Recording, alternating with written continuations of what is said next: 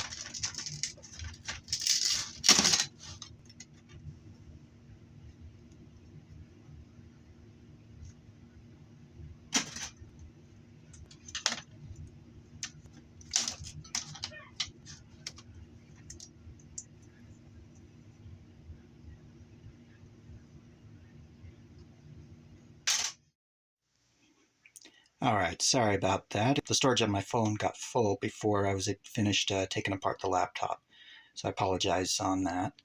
But anyway, here's what I got. As you can see, I got a bunch of mid-grade and high-grade circuit boards here. Several of them are gold bearing. And then I've got these two low-grade boards here. Got some different types of aluminum here. Some of it's clean sheet. This has some copper in it. It's like I think it was part of the cooling unit of the laptop. And this piece of copper is actually number 2 copper. I just pulled it off, so I'll just throw this into my number 2 copper. Now these here, I'm not sure. I normally just throw them in with my electronic wire because I don't get a lot of them. But let me know if you think they're worth storing up and keeping, because I know some of them, like this, I don't know if you can see it, but it looks like it has gold, and the others I think are silver or have silver in them. But yeah, let me know what you think in the comments if those are worth saving up. And then got this small handful of electronic wires and this lithium-ion battery from the laptop. I'll just take that up to, once I get enough of those, I'll just take them up with the rest of my hazardous waste to the hazardous waste disposal drop-off in the county that I live in. Then got this appliance cord and some some other household wires that go along with it. Most of the things that I was working on, the cords were already cut off, but this one, of course, I think this one came from the, what was it? I think it was the electric pencil sharpener, if I remember right. And then we got these two motors here. Both of them, unfortunately, the windings are aluminum. I'll have to ask my scrapyard if they accept that as clean aluminum if I were to cut that aluminum out. If so, then I think it would be worth cutting it out. Then got the steel casing from some of the things I took apart. I think these are both DVD players, or excuse me, Blu-ray players. And got the screws and nuts and bolts. And then just these different types of shred aluminum. Not shred aluminum, sorry. Tin shred or steel. However, as you can see, this canister here was part of that blender, and this was part of the motor in there. I'm going to have to go ahead and take the motor out off camera. Probably going to have to smash it to actually get it out. It's in there pretty good. But anyway, so that's what I got here. Appreciate you watching. Again, if you made it this far in the video, you're awesome, and have a great rest of your day.